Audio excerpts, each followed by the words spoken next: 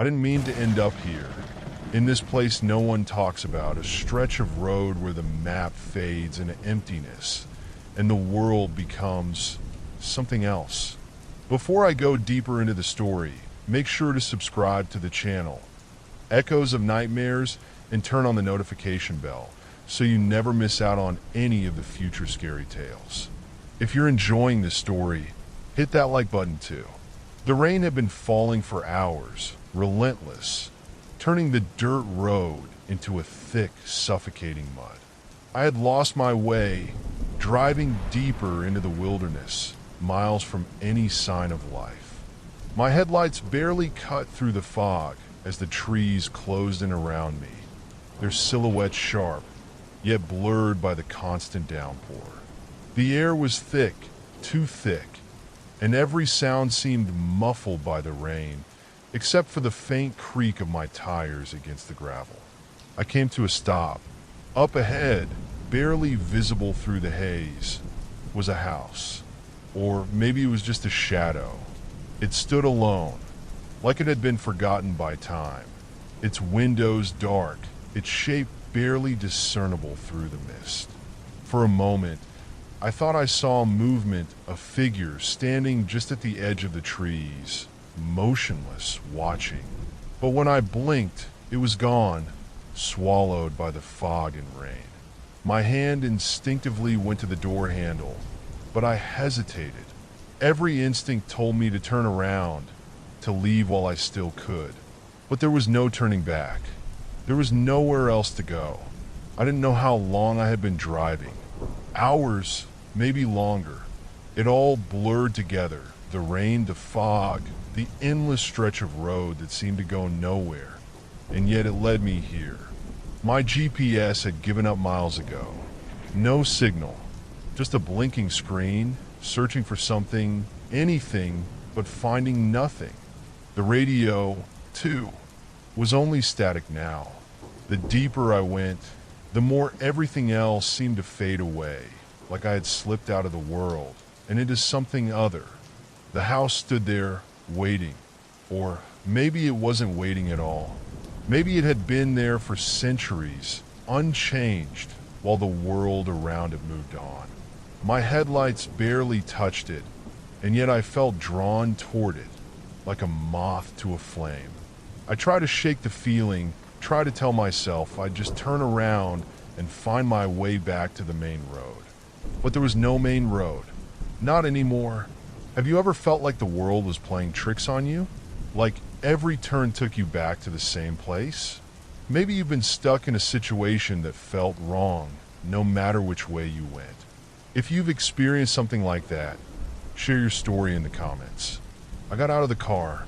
The rain hit me like a wall, soaking me instantly, the cold biting through my jacket.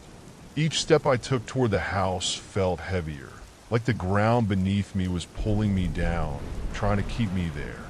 The front door was cracked open just slightly, and I could hear it creaking in the wind. As I stood in front of it, I heard something faint, almost hidden behind the sound of the rain. A rustling, maybe the wind, maybe something else. The door creaked wider, though I hadn't touched it. My heart pounded in my chest. I stepped forward cautiously, every nerve in my body on edge. The rain around me seemed to dull, the sound softening as if the world was holding its breath, waiting to see what I would do next. I hesitated, staring into the darkness of the house. It felt wrong. Everything about this place felt wrong. But still, I stepped inside. The air inside was colder than it should have been. Stale, heavy, like it hadn't been touched in years.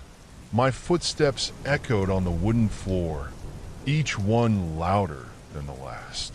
As I moved further into the room, I could see the outlines of furniture, old, forgotten, covered in dust and cobwebs.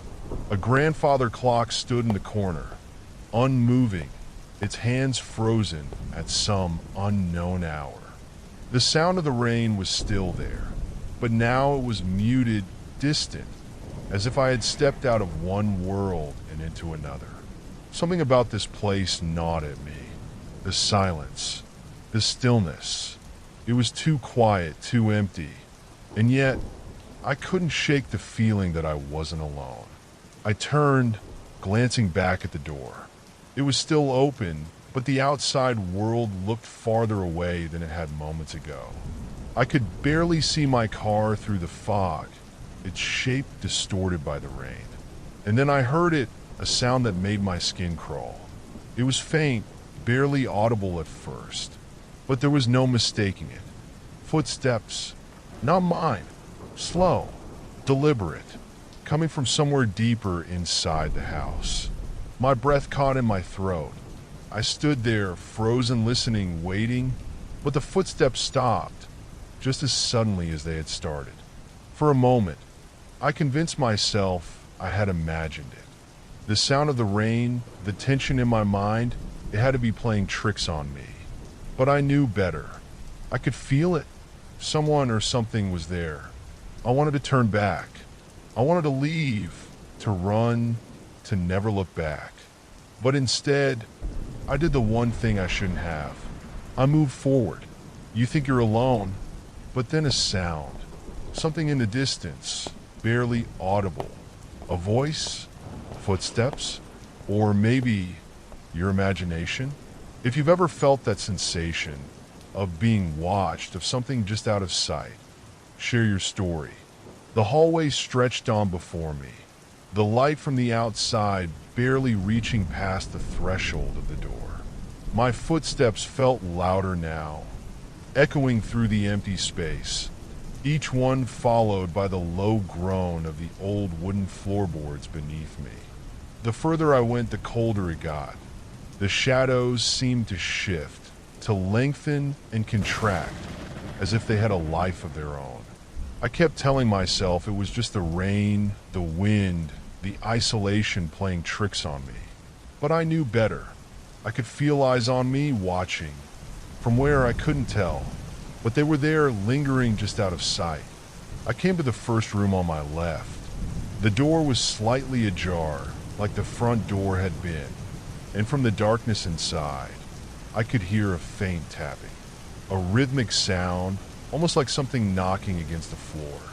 Slowly, I pushed the door open, the hinges screaming in protest. Inside, the room was empty.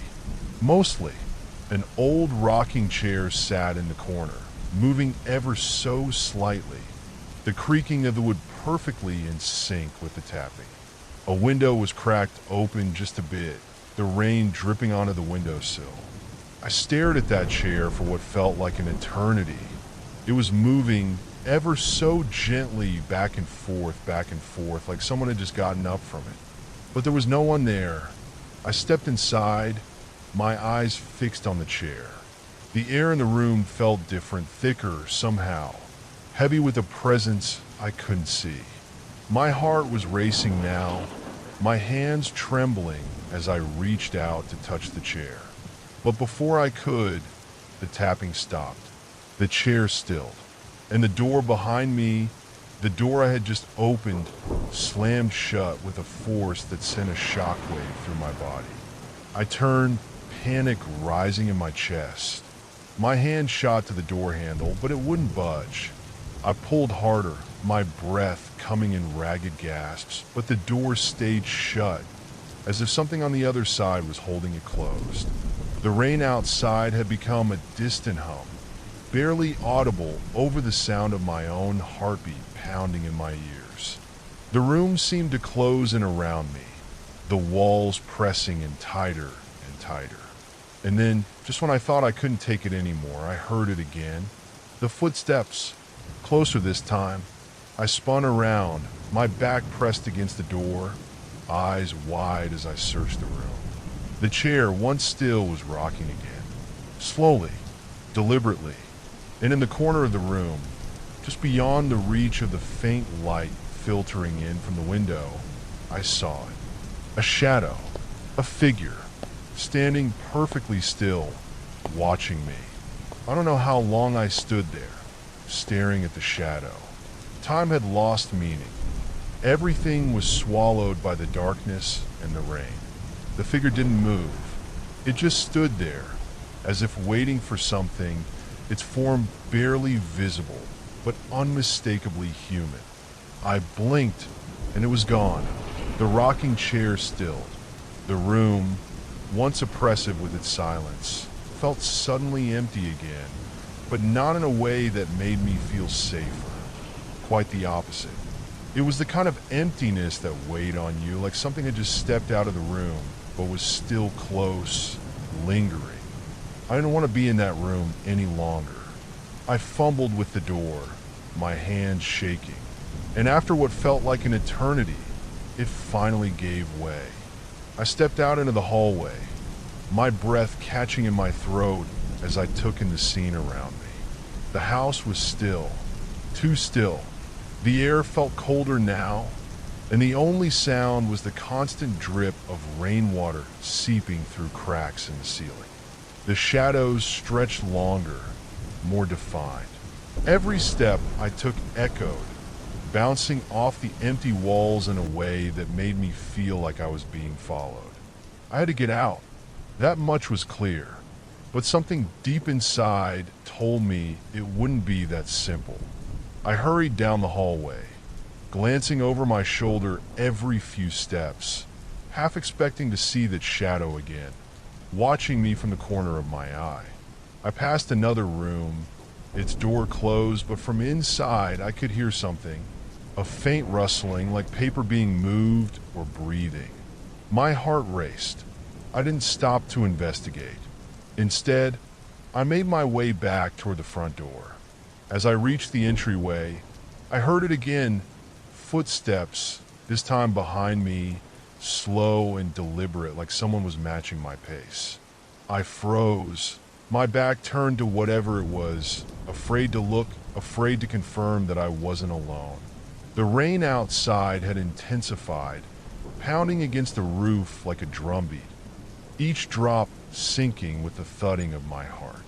I slowly turned around. Nothing. The hallway was empty, but the air felt different, charged like I had just narrowly avoided something. I took a deep breath and pushed open the front door. The rain hit me like a wave, cold and unrelenting. I stepped outside, hoping to feel some sense of relief, but the sight before me made my stomach drop. My car, the tires, the ones that had carried me here, were now flat, sunken deep into the mud. The driver's door was open, swinging gently in the wind, and scattered across the ground were my belongings. My phone, my jacket, even the map I had abandoned earlier in frustration. They were strewn around as if someone, or something, had gone through them. I stepped toward the car, my foot sinking into the thick mud. I bent down to grab my phone, but the screen was cracked, the battery dead. I tried to recall the last time I had signal, but it seemed like a distant memory now. I was cut off, completely alone. The rain had become so heavy, it was difficult to see more than a few feet in front of me. But out of the corner of my eye, I saw movement. A figure, barely distinguishable through the storm, standing at the edge of the woods. I blinked, wiping the rain from my eyes, but when I looked again, it was gone. Or had it even been there at all? I reached the car, pulling the door shut behind me.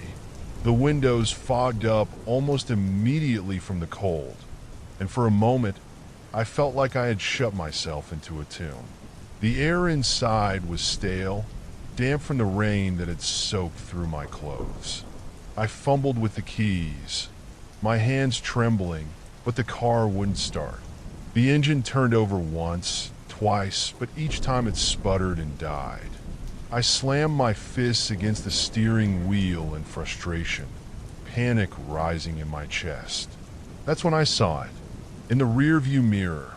A figure, standing in the middle of the road, motionless, its face hidden by the rain and fog.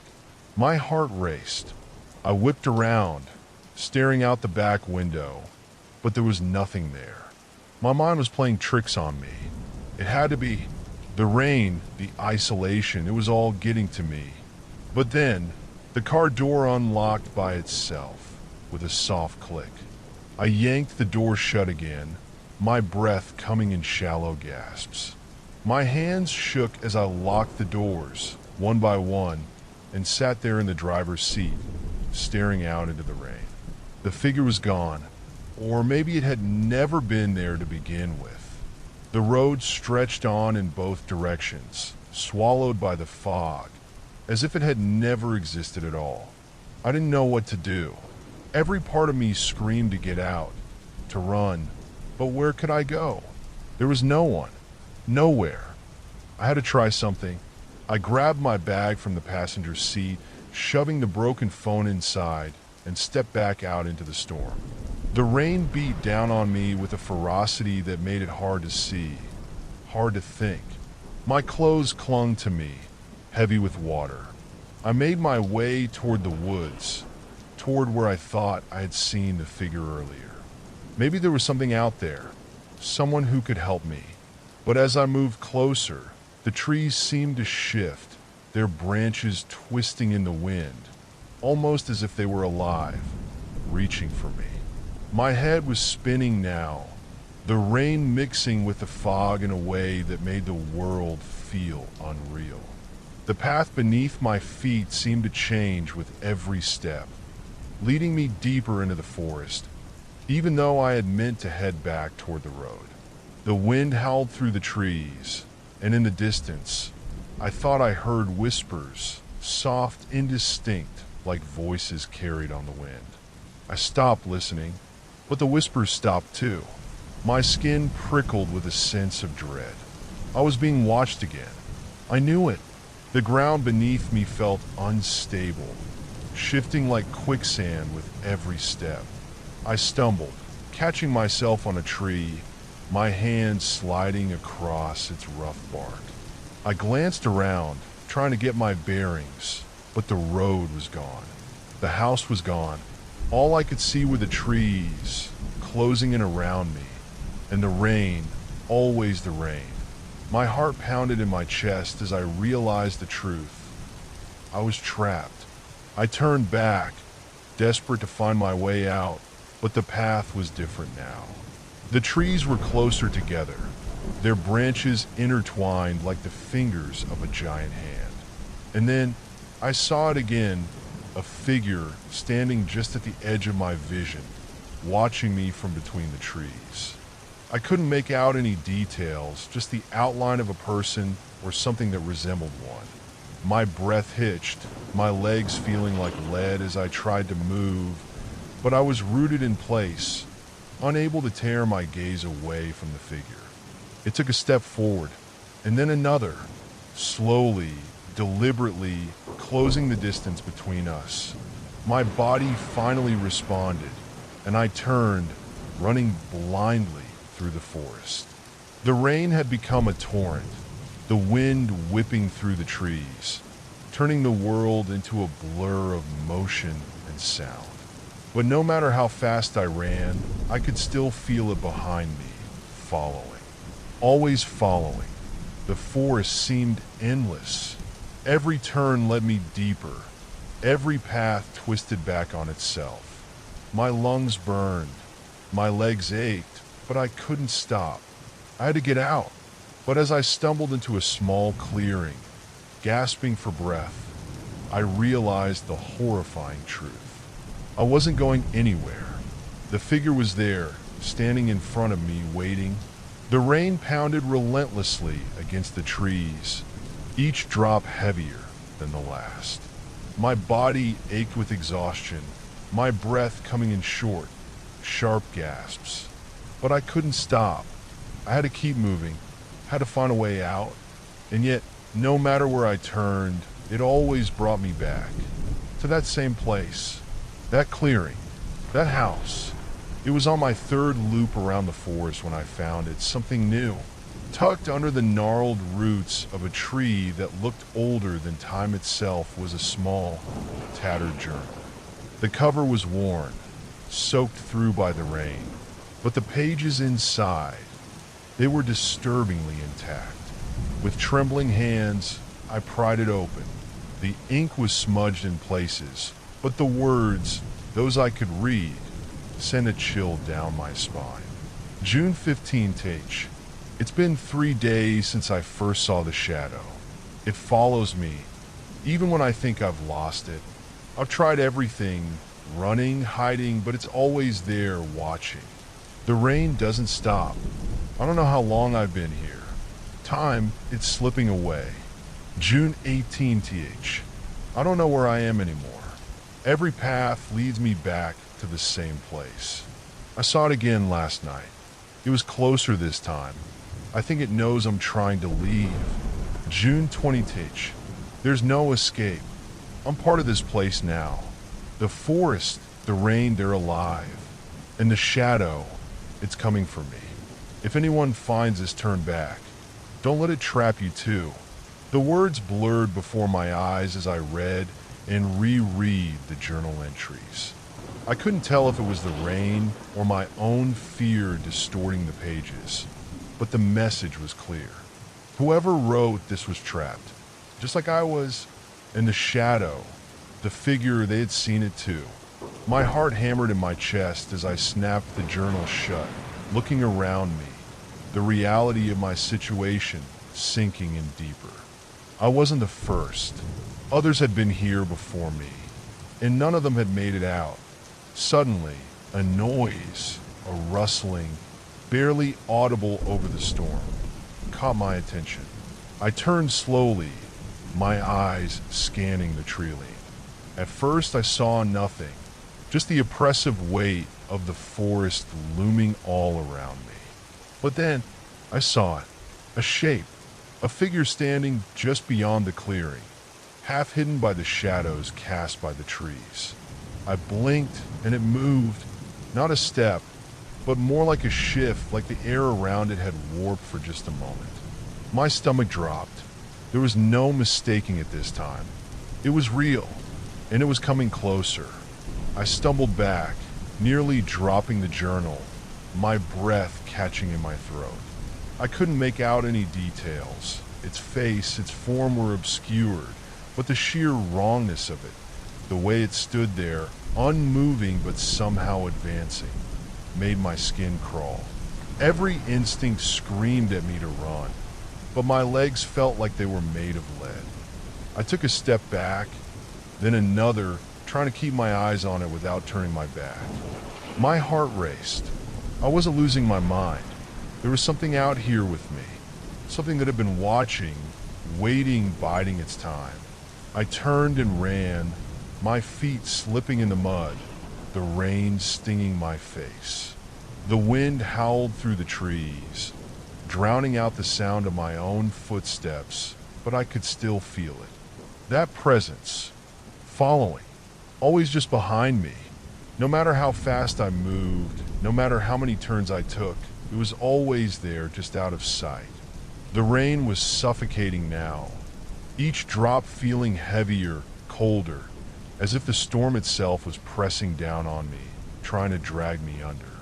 My clothes clung to my skin, soaked through, making it harder to move, harder to think. My vision blurred, and the edges of the world seemed to warp, like the trees were bending toward me, their branches reaching out like hands, pulling me back. I was lost, completely and utterly lost. I had no sense of direction anymore. The forest had swallowed me whole, and there was no way out. I stumbled into the clearing again, the same one I had tried to leave over and over. My heart sank as I realized I had come full circle once more. There in the middle of the clearing stood the house. The door was still ajar, creaking in the wind, and beyond the doorway, darkness. I didn't want to go back inside. I knew, deep down, that there was something waiting for me in there. But the forest, the figure, there was no safety out here either. I was trapped. No matter where I turned, the nightmare followed. I'm not getting out of here, am I? The thought came unbidden, and I shoved it away, but it lingered, gnawing at the back of my mind. The rain intensified, a wall of water that blurred the world around me. as if the storm itself was alive, tightening its grip. My legs buckled, and I fell to my knees, my hands sinking into the mud. I couldn't run anymore. My body was done. The rain, the forest, the endless paths that led nowhere. It was all too much. I had no sense of time, no way to gauge how long I'd been running in circles. Hours? Days? It didn't matter anymore. As I knelt there, gasping for breath, I saw it again. The figure. But this time it was closer. Much closer. It stood at the edge of the clearing, its form clearer now, less a shadow and more something else. Something that didn't belong in this world. I couldn't move. I couldn't breathe. It was over. Whatever this thing was, whatever had been stalking me from the moment I arrived, was finally here. And there was no escaping it. There was no use running anymore. The storm raged on, but it didn't matter. I could feel the weight of everything pressing in around me, like the very air was thickening, pulling me down. The rain was deafening, the wind screaming through the trees, but somehow the figure stood silent. It had come for me. It had always been here for me. I stood, knees shaking, in the clearing, the journal still clutched in my hand, drenched and unreadable now. But it didn't matter. The words had burned into my mind, circling over and over. I'm part of this place now. The figure didn't move, not in the way a person should, at least. It didn't walk, didn't breathe. It didn't belong to the same reality I did. And yet, I couldn't tear my eyes away. My limbs felt heavy, like they were sinking into the ground, my pulse thrumming in my ears. Time slowed, or maybe it stopped altogether. And then, as if responding to some unspoken command, the figure began to dissolve. Slowly, painfully.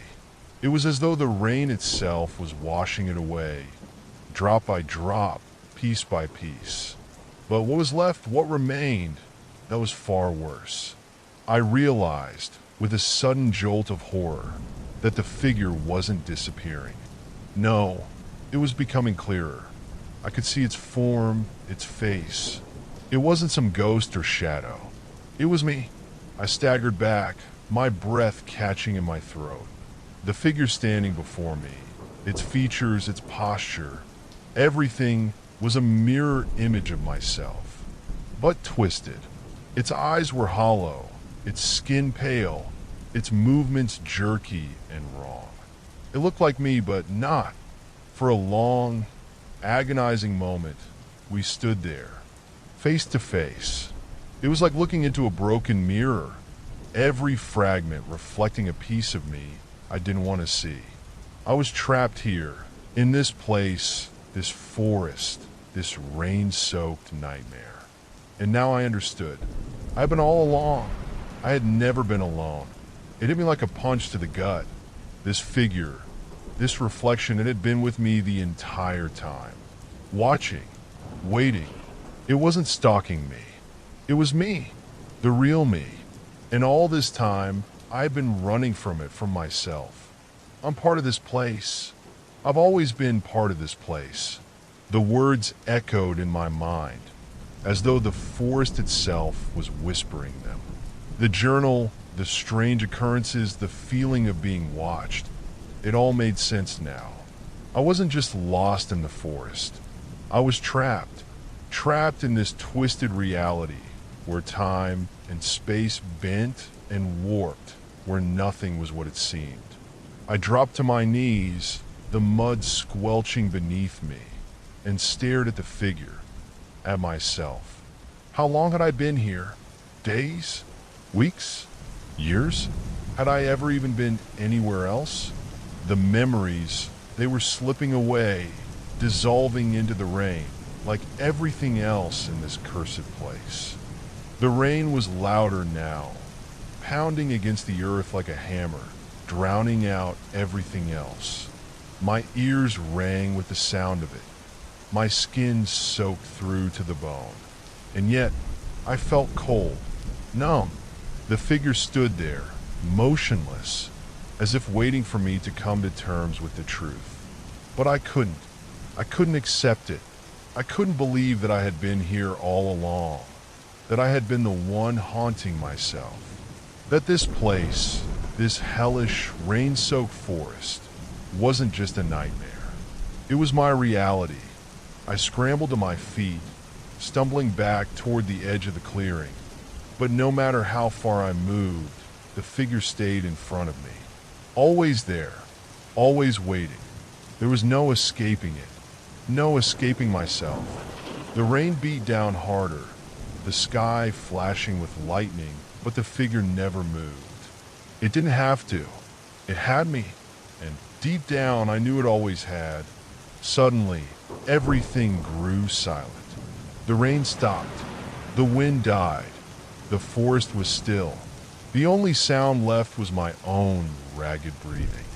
And then a voice, soft, barely more than a whisper, but unmistakably my own. "You can't leave. You've never left." I turned, the weight of those words pressing down on me like 1,000 stones. I looked back at the figure, and for the first time, it smiled. A cold, dead smile that sent a shiver down my spine. And then it began to walk toward me, slowly, methodically, each step like a nail in my coffin. I backed away, my mind racing, trying to find a way out, but there was nowhere to go, nowhere to hide. I was trapped with myself, with the truth. "I've been here all along, haven't I?" The figure nodded, its hollow eyes locked on mine. And in that moment I knew there was no escape, no way out. This wasn't just a place. It was me. It had always been me. The rain began to fall again, slowly at first, then faster, heavier, until it was once again a torrent. But it didn't matter. Nothing mattered anymore. The forest, the figure, the endless loops, I was part of it all. And I always would be. I am the middle of nowhere. The figure reached out, its hand passing through the rain, reaching for me. And I didn't fight it. There was no point. I had been running for so long, but now I was ready to accept what I had been running from all along. As the hand touched my skin, everything went black. The rain, the forest, the figure, they all faded away, leaving nothing but darkness. And in that darkness, I found peace. The rain finally let up. For the first time in hours, days, maybe, I could see the world beyond the suffocating trees.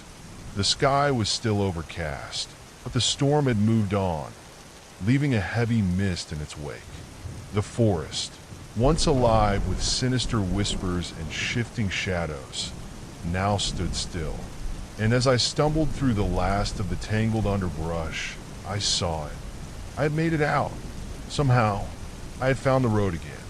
My legs ached, my clothes were torn, and I was drenched to the bone, but I didn't care. I was free. The winding asphalt stretched out before me, a single thread leading back to civilization. There were no more dark figures, no more impossible paths looping back on themselves. Just the open road. A sign appeared through the mist, worn and barely legible, but enough to make out the word welcome. A town was close by. I wasn't far from safety. For the first time, I allowed myself to breathe. My chest rose and fell in long, deep breaths, each one pulling me further from that nightmare. The town, whatever it was, would have people, shelter, phones. I'd get help. I'd go home. I looked down the road, the mist parting before me. The path was clear, and yet something in the back of my mind tugged at me. Something that didn't quite fit, but I pushed it aside. I was out. I had made it. As I neared the outskirts of the town, the first thing I noticed was the silence. The place felt deserted. Houses lined the streets, their windows dark, doors closed. No movement, no lights, It wasn't the bustling little town I had imagined, but still it was something. I approached the nearest house, my footsteps soft on the wet pavement. I knocked. Once. Twice. Nothing. The door stood there, solid and unmoving. A chill ran down my spine, but I told myself it was just the aftermath of everything I had been through. The town was probably just quiet because of the storm. People would come out soon. I walked further into the town, scanning the buildings. But the more I looked, the more I realized something was wrong. There were no cars, no signs of life. It was as though the town had been frozen in time. And then I saw it. My breath caught in my throat. They're just ahead, half hidden in the mist. It couldn't be. I blinked, wiped my eyes, but it didn't change. The house. The same house I had just escaped from. The same decaying, rain-soaked cabin that had trapped me in its endless maze of forest and darkness. I had left it behind hours ago, or so I thought. The road beneath my feet seemed to shift, the pavement cracking, breaking apart like wet clay. My head swam, the world spinning as I backed away. No, this couldn't be happening. I had left. I had escaped. But the house stood there, unchanged, looming like a dark memory I couldn't shake. How? I turned, desperate to run, but froze. From behind me, a voice. Soft, familiar. My voice. It called my name, just once, carried on the wind, but unmistakable. I whipped around, heart hammering in my chest, scanning the street, the houses, the fog. There was no one, no movement, but the voice, it lingered in the air like a ghost, taunting me. And in that moment, I knew I wasn't free. I had never been free. I was still trapped, still part of whatever nightmare this was. The road, the town, it wasn't real. It was just another layer of the same endless maze. The figure, the house, the rain, it was all still here. And so was I. I took a step back, my mind racing, trying to piece together what was happening. But the truth was already sinking in. I was never going to leave this place. Not really. The road, the town, the forest, it was all part of the same trap. And I was caught in it, doomed to relive it over and over again. The rain began to fall harder, the wind picking up, swirling the mist around me. In the distance, I could hear it again, my voice calling, growing louder, closer. I turned once more, eyes scanning the fog, searching for some sign of escape. But there was nothing, only the rain, the mist, and the sound of my own voice echoing back at me. I took a step forward toward the house, the cabin that stood just ahead, waiting. I knew what was coming. I knew I would try again, that I would fight and run and scream. But in the end, I would end up right back here, right back where I started. Because this wasn't just a place. It was me. I am the middle of nowhere. What would you do if you were trapped? Would you keep fighting? Or would you accept your fate? If you enjoyed this story, don't forget to subscribe for more chilling tales. Hit the bell icon to make sure you never miss a new video. And remember, not everything you see is what it seems.